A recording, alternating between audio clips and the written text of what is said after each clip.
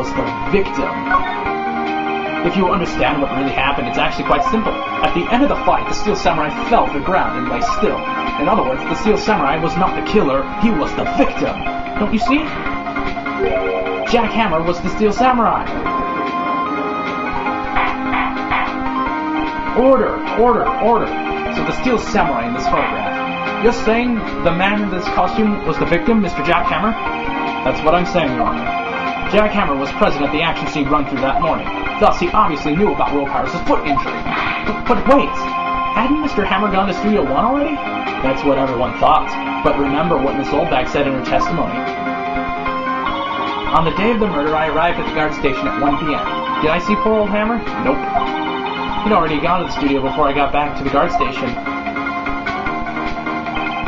Mr. Jack Hammer left the employee area after lunch. However, no one saw him going to Studio 1, nor was there a picture of him. He waited for Mr. Powers to take a nap in his dressing room. Then he snuck into the dressing room and stole the Steel Samurai costume. But why would the victim do such a thing? I don't know. I get it. I thought that the Steel Samurai was moving strange, so it was a different person inside the suit. Pops! Huh? Me? What? Actually, there was one piece of data I saved.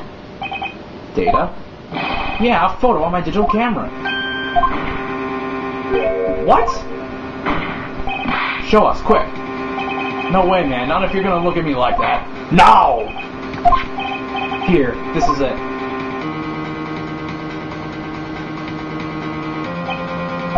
Well, looking at this, it's still a little hard to say. I'm afraid that it could be anyone in that costume. Your opinion, Mr. Wright? I agree, Your Honor. This isn't decisive evidence. I'm sorry, this doesn't look like it's the proof we need. I'll give it back. Wait, Phoneix. Mia? What? Look at that photo once more. That's it, Phoneix. That photo is all the evidence you need to win this trial. What? Your Honor, may I see that photo once more, please? Certainly. I don't see why not. Phoneix, show him. There's a glaring, decisive inconsistency with the facts as we know them in that photo. Find the inconsistency in the photo. It's up here. Does that look like a 1 to you? Your Honor, look at this. I see. A gate? Might I draw your attention to the number on that gate? The number? Ah, yes. Well, it's hard to see, but it looks like a 2.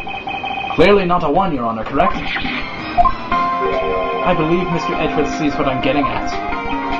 But that's impossible. Eh? What's this all about? Please explain so that I might be shocked along with the rest of the court.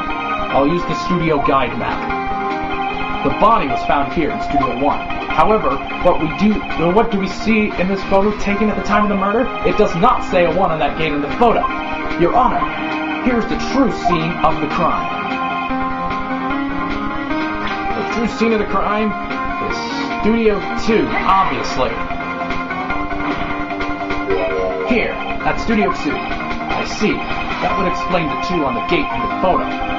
Your Honor, I find it very significant that the murder took place in Studio 2. The path to the trailer was blocked. So we have heard. The path was blocked at 2:15. In other words, the victim went to Studio 2 before that time. Yes, I suppose that would be the case. Remember Mr. Salmonella's testimony? Allow me to remind the court. He said no one in the trailer was guilty because they could not have gone to Studio 1.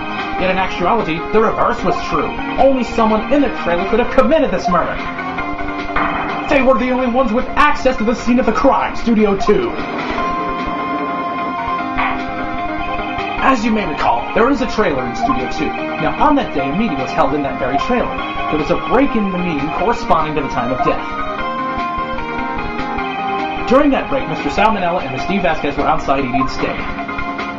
They were at the scene of the crime. Order. The defense makes the following claims. The scene of the crime was Studio 2. The person that the security guard Miss Oldbag saw was the victim, Mr. Jack Hammer. Mr. Hammer, for some reason, stole the Steel Samurai costume. Then he went to Studio 2. This is madness! This is overrated! Jack Hammer is the victim! The victim! Why would he steal the Steel Samurai costume? Are you suggesting he did so to cover up the details of his own murder? Well, no, of course not. Or do you have proof? Give me proof that the victim Jack Hammer stole it. Stole the costume. I have proof. You do? You do, Mr. Wright.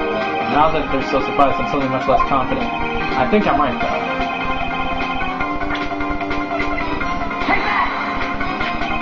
This is it. An empty medicine bottle. I found this on the table in the employee area.